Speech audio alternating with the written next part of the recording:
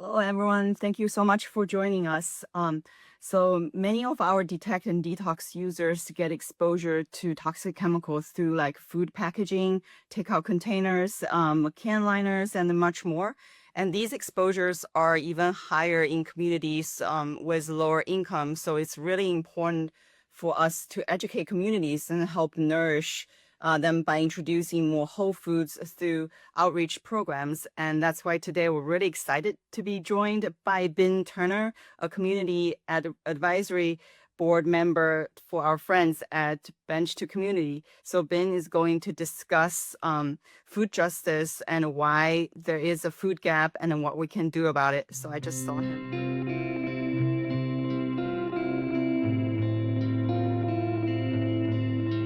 Hello, hi Ben. Hey, how are you? Good, how are you? So nice to see you. After all the emails and back and forth, I know. we're I'm real. so glad. Thank you. Thank you so much for joining us. So tell us a little bit about your background and then how you became an advocate for food insecurity. Sure. So, my background is that I'm actually I have a MPH. I'm a public health professional, but I think the work that I do in food justice and food insecurity actually goes back to the work that I started like in 2004. Mm. My brother and I had this camp on the campus of Cal Poly Pomona called Heritage Camp. And at the camp, we wanted to introduce, Cal Poly Pomona is an agricultural school. And so we had the academic subjects, but then also we had a camp where we were teaching the importance of eating like fresh fruits and vegetables. Mhm. This before obesity was buzz terms and the Let's Move campaign. This was years before that. And so what we found was that the work that we were doing with the children on the campus, a lot of children had never seen like where corn came from and where like tomatoes came from. They knew about it in the stores, but they really didn't know where it came from. So that actually began sort of our journey. Years later, in 2009, my son was diagnosed with type 1 diabetes. And so we really started to have to take a look at, the types of foods that we were bringing in the house, um, and also changing basically our habits as a family and what we were eating. And so when we started to do the work, that's when we realized that there was a dearth of accessible, food, I guess, food access throughout our neighborhood. And this was at the time we were in Fontana, California. And that's where we actually began this journey. And so I guess 12 years later, I'm still doing the work. That is amazing. And you were featured in so many great articles, by Forbes and then many other outlets. So where you discussed about food injustice. So tell us in your own words, what is food injustice? Yeah, food injustice to me is real simple. It's the systematic barriers to accessing affordable, nutritious food. That Forbes article came at the time where we were making a huge pivot right before the pandemic. We had saw that there was a community in North Louisiana that just did not have access to fresh food. My in-laws live in the community. My sister-in-law lives in the neighborhood, and so it was a simple visit. And first my partner and my wife, but we worked together. She was like, "Hey, this place, you won't believe. It's a 30-minute round trip, 20 minutes to get to the nearest food outlet, and the nearest food outlet was a Walmart. Uh, and people just did not have access to fresh foods. And so after a year of just actually going down there, doing focus groups with the community, walking around the neighborhood, talking to stakeholders, realizing that this was a stated need from the people in the community, then we began the work throughout the pandemic, of basically building a grocery store. So that's what we did. Um, we like to say that we're, you have advocates, but we're advocates in action. So we spend a lot of time doing the work on the ground as opposed to just being rah rah rah rah cheerleaders. That's what's what that's our standout as far as in the work that we do. We actually, you know, do the work that's required to sort of to push and to advocate for food and food justice. This is amazing because people have heard a lot about food deserts, but food deserts is only one part of the food insecurity and the food injustice because people need access not just to food, like regular food or any food, but also like nutritious food. Yes. Yeah. It's interesting because in the beginning, doing this work, and even years ago, my ideas about food justice and food insecurity is forever evolving. It's always changing. Um, and even that definition that I gave you was maybe a definition that I was not there last year. But I do see that it now is coming down to like policy now. There's huge policy implications when it comes to food access and finding community members, finding people that are in positions of power as far as elected officials, having the political will to sort of make systematic changes. You have neighborhoods like this particular neighborhood that we did our store in Louisiana. That store, I mean, that community had been disinvested in for decades. And I think that one of the there's some good things. So like they have a food pantry that still operates in the community. Food pantries are good. But I think that community members and the leadership in the community, they look at these food pantries as the end all be all. And a lot of times, unfortunately, food pantries are good, but they're not the most healthy food that are being offered. When they do offer, um, you know, commodities such as like meat and lettuce and tomatoes, usually the lettuce and tomatoes are not at the most healthiest. They've been around for long periods of time, and so but unfortunately these communities, the leadership in these communities have sort of convinced community members that this is the answer to the problem with food access, and it's not. So then you begin having the food access issue starts lending itself to public health issues. So then you start having very poor public health outcomes in these communities that are having like food issues. And Right. so I think one is, this it sort of compounds the issue. So now you're dealing with food access and then you're dealing with health issue. But I think the overall over the health issue and over the food access issue, you're dealing with the economic issue. And making these things accessible means making them affordable to purchase. Mhm. Also, bolstering the incentive programs that we have, like with WIC and SNAP. We have what are called market match programs, but still, there still are financial and economic barriers to a lot of people across this country. I think in California, we have a certain perspective, but when you start looking at rural America, uh, you're looking at the issues a little bit more stark. So, in your opinion, what causes these kind of food gaps? Ha, that's a good question. Like I said earlier, I think some of the issue in the food gaps are policy issues. You still need to work um, on access. I think making eating the healthy food, making it the easy choice. Mhm. You can still I think like so in California we have what is called the SNAP program, supplemental nutrition.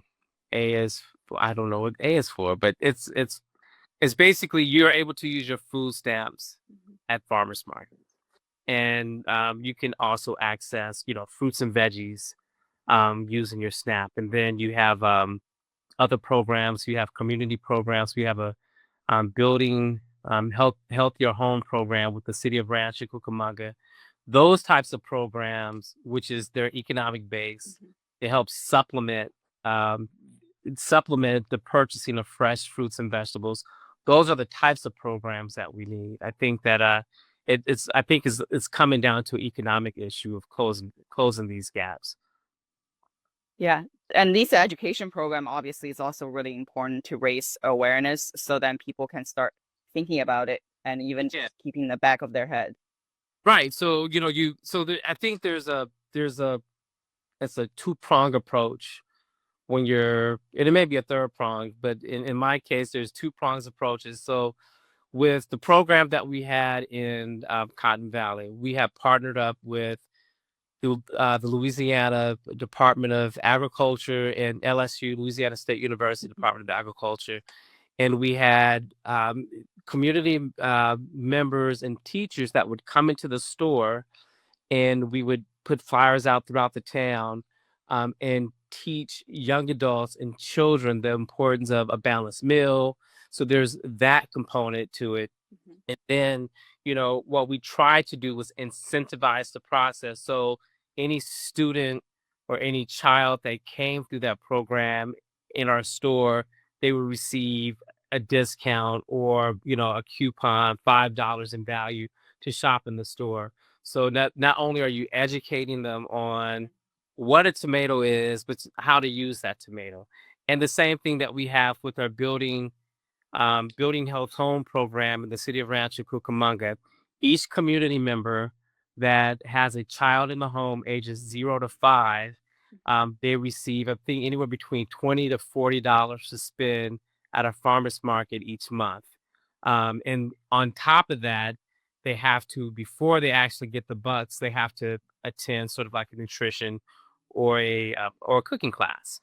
That program has been going on for 7 or 8 years through Heritage Farmers Market, and it's been quite successful. But we realize that it's just not giving people access to the fruits and vegetables, but there's an educational component to it as well. I love it because you need this multiple reinforcement to make Yeah. people change behavior because just the education alone, that's not enough to really help them shift their behavior. It's So not. then and also there's like other like family culture and then other like aspects come into play. So I could really see this like blending cooking, like nutrition education, and on top of that having incentive see Yeah. that really, really effective. You're right. And there's another part of this that people don't talk about a lot. And I'm just now, well, I'm thinking through this as I'm about to say it. I'm just now realizing it too. These algorithms in social media, you start looking up like the cheesiest cheeseburger or the whatever, that algorithm is going to reinforce your want of that cheesiest cheeseburger or unhealthy food outlets. And I know we're going to probably talk about our food loves towards the end of the conversation, but I think we need to really think about just as citizens, the type of things that we're looking up online because if you start looking up healthy, fresh stuff and organic and even vegetarian cuisines, which I'm not a vegetarian, but if you start looking up those types of things, they will be reinforced in your algorithm. So just them algorithms, and they'll get you. Yeah, they'll get you. Yeah. Um, so you mentioned a lot about farmers market, and that's where you got started, and now with all these education programs. How did you discover the whole farmers market using this as a tool for education and advocacy? Sure. So the farmers markets actually came, it was the perfect storm. My son had just had this diagnosis. He was 9 years old at the time. I personally was in transition. I had just did a year doing HIV and AIDS work in Lagos, Nigeria. Came back home, was having a hard time finding work. And then, depending on who you talk to, there's a differences of opinion who came up with doing farmers market. Um, my colleague and my coworker and my wife, if she will say that it was her idea. I think it was we came to this sort of like collective agreement that there was something that we wanted to do together collectively. And so I think with the sun with us, and then also during the early on in the Obama administration, it was the Let's Move campaign. Mhm. Big shift on getting people to um, eat healthier, be more active. And so that's how we started the work. We started our first sort of, I guess, farmers markets in 2010. And it was basically community based. We just asked people to come out if they had certain things to meet in this parking lot at this particular time. We would secure the permits. There was no fee for anything. We weren't really trying to make any money, but we were, trying to create this space where people can access. And then also the other thing was that we were and are still like big community advocates. So we also looked at it as a space where people can get to know their neighbors. And Mhm. so that's how we actually started the work. Um, but it's interesting, I kind of look back on, I think we do this as just professionals. We sort of look back on our life to see what brought us to this point. And I can just remember all of my jobs that I had. I've never worked fast. Well, I've worked McDonald's once, but all of my jobs, like after college, during college, all centered around, ironically, food and agriculture. Mhm. Even growing up, I grew up in this small city, Compton, California, just right outside Los Angeles. Um, you know, while all the it's known for like the gangs and all that stuff that was going on in the 80s, but also at the same time, there was this big sustainability movement that was happening where it was a lot of people that had moved from the South that had migrated to Compton in the 70s, even the 60s, 70s, and we all had these large backyards and we grew our own vegetables. I mean, that was going on. That's another narrative to what was happening in Compton in the 80s was that, there was this thing where we were bartering and people were, if I, my parents grew corn and grew cantaloupe, and we would take those and take some of them and trade them with the neighbor who was growing like potatoes and who had eggs. That stuff was happening in the 80s in a black community, like all during this stuff that was going on. I just sort of look back, and so it's sort of like this has been a really interesting trajectory that I've been on maybe half of my life. And it's what I love, it's what I have dedicated myself to, is to actually living a life of service, but then also making sure that communities have access to fresh, nutritious food. I love this because this community component is, I think it's really, really important. So then, community member can support each other Hmm. for making these actions and then spread the message. Yes. So, like, for other communities, what can they do to empower, each other to make healthier choices? Yeah. So I think the first thing that people need to start doing is, I mean, of course, not just in Rancho, but wherever you are, is start going to farmers markets. I think farmers markets are really cool places to know where your food comes from, growing seasons. You develop relationships. You develop relationships with other growers, other farmers, and then also other community members. Bringing friends with you to the farmers markets are really good ways of starting the conversation around like food access. Buying stuff and donating stuff, buying stuff at the farmers market, taking those items from the farmers market and delivering them to people that are either in need or just people that you want to share. Um, I think another thing that people can start doing if they're already in the space, I can't say this enough. Um, our markets would not have been as successful as they are, or the work that we're doing, if we didn't believe in partnerships and the importance of partnerships. So partnering with other fellow farmers market operators is very helpful. Partnering up with different nonprofits in the community, very helpful. A lot of the work that we do, we have a program with, like I mentioned earlier, with the city of Rancho Cucamonga, but then we also have a program with Chaffey Community College. All throughout the pandemic, we worked out an arrangement that all the students that were Chaffey students who were food insecure and who was also housing insecure, Mm. we provided food boxes fruit and vegetable boxes.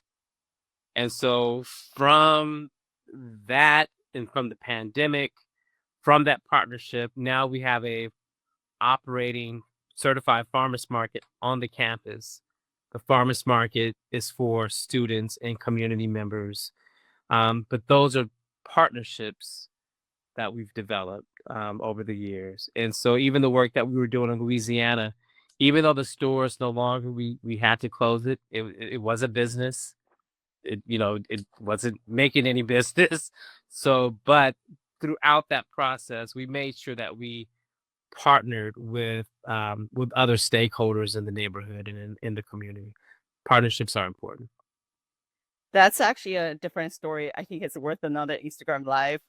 Is why like we putting these grocery stores, or why it didn't work, and then I think that requires much more systemic changes, how to support these establishment to make it worth it and to make it last. Yes, absolutely. I think, you know, I I think for probably like the first week after we closed, um, I was a little down. Wouldn't say I was depressed, but I was a little sad. Uh, Mhm. but then also like the flip is that there was a gift in that experience. Like I always look at even the most tragic of circumstances, I always try to find the gift in it. And so there was a lot of things that I learned about, um, community members. There's a lot of things I learned about my tolerance. Um, al- or the, right, what I'm like, I only could take this for so long. But then also, I learned a lot about Mhm. the systematic impediments to people accessing stuff. Even in, um, you look at communities that have been disinvested or undersupported for so long, and then when Mhm. something comes that is of value, there's always this like, I don't want to, almost like a distrust. Yep. Like we've been not cared for so long, and then when finally someone comes in to do the work, there's this other barrier that we have to surmount. But then also, um, even the people will sabotage their own thing sometimes. I think that's the unpopular thing to say, but sometimes it's the people who need it the most. Um, when it's there for them, they probably don't know how to receive it. And so those are some of the things that I learned. And I know, I mean, there will be a next time. Um, but those are some of the things that I learned through that process. Some of the positive things. Some of the That positive is amazing. from that experience. And we definitely need it, and hopefully next time, we'll have more policy support and also more financial support to really build these programs. And I think that's extremely important. And also like even like a longer term tracking to show how these programs are really effective. Because sometimes it's like it's just not there long enough for people to actually change their Yeah. behavior before it's gone. Right. You're absolutely right. I agree. Yeah, and I also love the farmers market concept, building the community, because we also tell people like, shop at farmers market all the time, because one, you reduce plastic exposure, which is what we talk about all the time with That's the it. chemical exposure. And then it all comes into, a circle, and you reduce plastic exposure, you reduce your toxic chemical exposure, you eat healthier, and you're building a community. So it's a win, like always. Absolutely. I agree. So are there like a ways finding balance between, having between barbecue, fried foods, and that people love, and healthier options, in your opinion? I think the balance is of course the public health person to me is like moderation. Okay. So moderation. Don't have too much of this stuff. But I also think um eat those things that you love. There's a couple thoughts. Eat those things that you love, but you also have to pair it with, you have to exercise. You can't get around not being mobile. You have to, walk, 30 minutes a day, try to get your steps in. That's important. I think mental health is important Mhm. as well because you don't want to be stressed because people will stressfully eat. People alcohol when they're stressed. So there's this whole thing with like, with balance. There's this Egyptian principle called ma'at, and ma'at, like it's a phrase or a term, and it's ma'at is represented by a scale, and it is basically the Egyptian African principles of just living in balance. I think I think that's important. The American Heart Association a few years ago, I wish I looked for it. I was going through a whole bunch of stuff trying to find it for this conversation. At some point, I'm going to find it. But they had a book, and in the book, it had instead of eating this, you should eat this, and it had all these options for like Mexican food, Italian food, soul food, Asian food. Um, it was the healthier alternatives, still within the still within the cuisine, but it was just the healthier option of it. And so I wish I could find it, but that was also a good source that I had at my disposal at one period of time. But I say marry your poor eating habits. If you're going to eat poor, if you're going to eat too much of stuff, marry it with exercise and staying hydrated. Right, staying hydrated, and then moderation is the key. Yeah. And moderation. I'm a bit of foodie myself too. So, what's your favorite meal? Ah, as long as my meal has rice, fish, and some kind of bread. I'm a rice person. I like all sorts of. I like black red rice, basmati rice. I love brown rice. I love rice. I'm a rice person. I actually, a year ago, our anniversary is always around Thanksgiving. And so South Carolina is known for Gullah and Geechee culture, and rice is sort of like the main staple in South Carolina. And so I was in rice heaven. I was trying all I was trying all sorts of like, rice dishes when I was down there. But yeah, as long as it's rice or any type of fish, I'm good. What about you? What are your I'm gonna have to cook you some rice next Okay. time I see you because I mean rice is also obviously really important for Asian culture. We do a lot of clay pot rice.